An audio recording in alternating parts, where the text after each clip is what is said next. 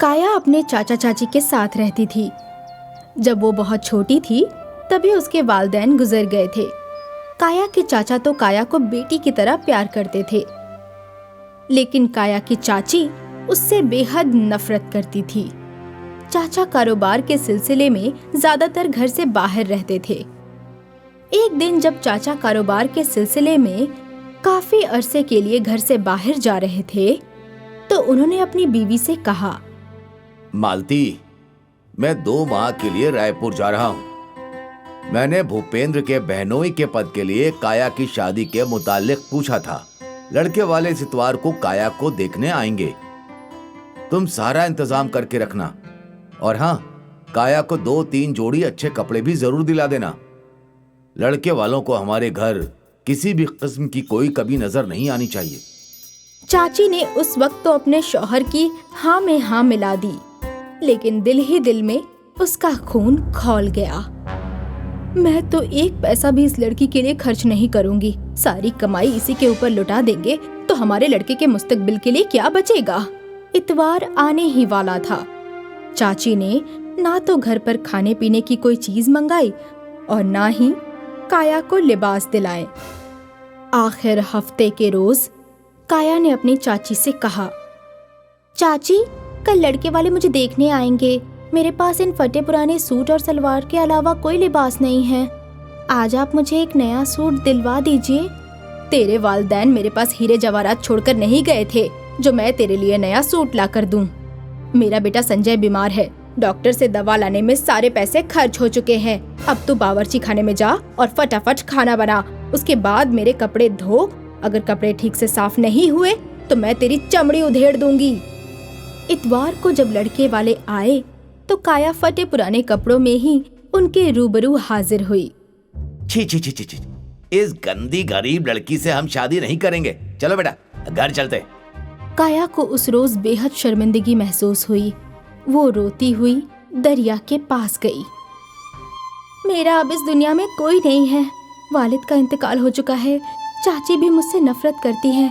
चाचा मुझसे प्यार करते हैं, लेकिन वो हमेशा घर से बाहर रहते हैं। मैं जिंदा रहकर क्या करूं? मुझे दरिया में डूबकर मर जाना चाहिए और हमेशा के लिए तकलीफों से आजाद हो जाना चाहिए। काया नदी में कूदकर जान देने ही वाली थी कि तभी उसकी नजर दरिया में डूब रहे एक बैल पर पड़ी। बैल को डूबता देख काया को उस पर दया आ गई। काया दौड़कर कहीं से एक रस्सी लेकर आई। उसने फंदा बनाया और फंदे को बैल के सींग में डालकर बैल को दरिया से बाहर खींच लिया। तुम्हारा बहुत बहुत शुक्रिया बेटी। तुम ना आती तो अब तक मेरी रूह जिस्म से जुदा हो चुकी होती। क्या तुम नदी में कूदकर खुदकुशी कर रहे थे? नहीं, मैं खुदकुशी नहीं कर रहा था। दरअसल मेरा मालिक मेरी मदद से खेतों की जुताई करता था, लेकिन अब मेरे मालिक ने ट्रैक्टर खरीद लिया है, इसीलिए अब मैं उसके किसी काम का नहीं रहा। मेरा मालिक मुझे नदी में फेंक कर चला गया, लेकिन ऊपर वाले का करम है कि उसने मेरी हिफाजत के लिए तुम्हें भेज दिया। मैं तुम्हारी हिफाजत करने नहीं आई थी। मैं तो यहाँ दरिया में कूदकर जान देने आई थी। मेरे वालिदैन नहीं हैं और मेरी चाची मुझ पर बहुत जुल्म करती हैं। मुझे लड़के वाले देखने आए थे और चाची ने मुझे एक जोड़ी नए कपड़े तक नहीं दिलाए। लड़के वाले मेरी बुरी हालत देखकर नाराज होकर चले गए। मुझे नहीं लगता मेरी शादी हो पाएगी। मैं इस तरह कब तक अपनी चाची की गुलामी करती रहूं? हाँ, तुम्हें परेशान होने की जरूरत नहीं है। मैं तुम्हें एक राज बताता हूँ जो तुम्हारी जिंदगी बदल देगी। कैसा राज? दरिया के उस जानिब एक बेरी का दरख्त है। उस दरख्त के नीचे 3 जादुई भगोने दफन है। मैंने अपने लालची मालिक को उन भगोनों के मुताल्लिक नहीं बताया, लेकिन तुम एक नेक दिल इंसान हो, इसलिए मैं तुम्हें जादुई भगोने के मुताल्लिक बता रहा हूँ। जाओ और उन भगोनों को निकाल कर एक नई जिंदगी का आगाज करो।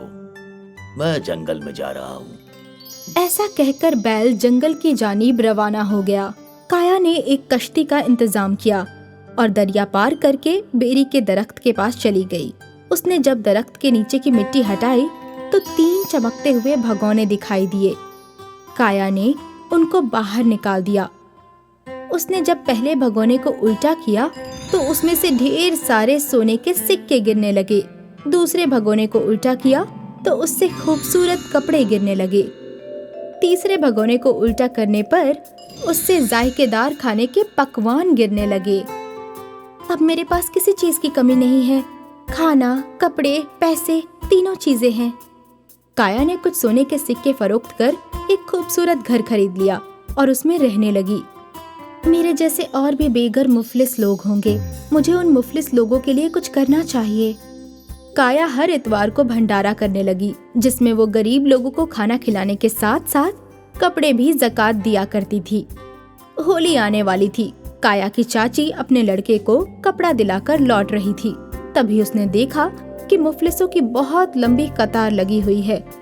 काया की चाची को लगता है कोई निहायत ही दौलतमंद शख्स इन मुफलिसों के लिए कुछ बांट रहा है। जरा मैं भी उस दौलतमंद का दीदार करती हूँ।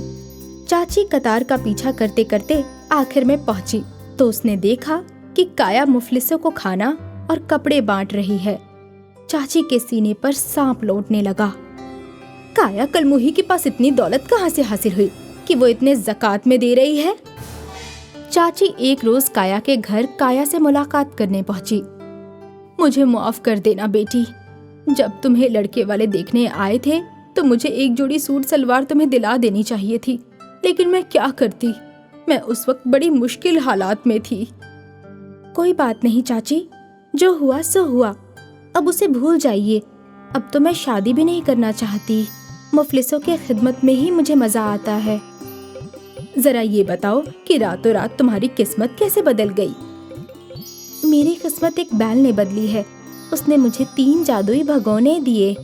वो ये रखे हैं वो भगोने। उनमें से एक भगोने में से सोना निकलता है, दूसरे भगोने से कपड़े और तीसरे से खाना। इन 3 भगोनों की वजह से ही मैं लोगों को ज़कात दे पाती हूँ।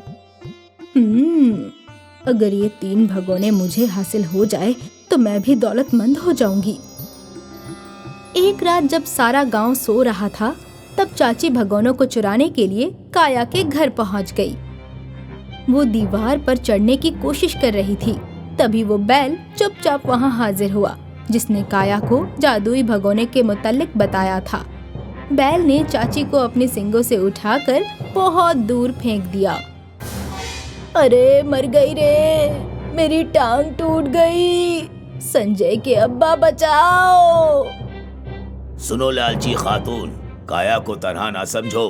काया ने मेरी हिफाजत की थी और अब मैं एक वालिद की मानिंद उसकी हिफाजत करता हूँ। काया के घर के आसपास कभी ना आना, वरना तुम्हारी दूसरी टांग भी तोड़ दूंगा। चाची डरकर भाग गई और फिर उसने कभी काया के घर की जानिब पलटकर नहीं देखा।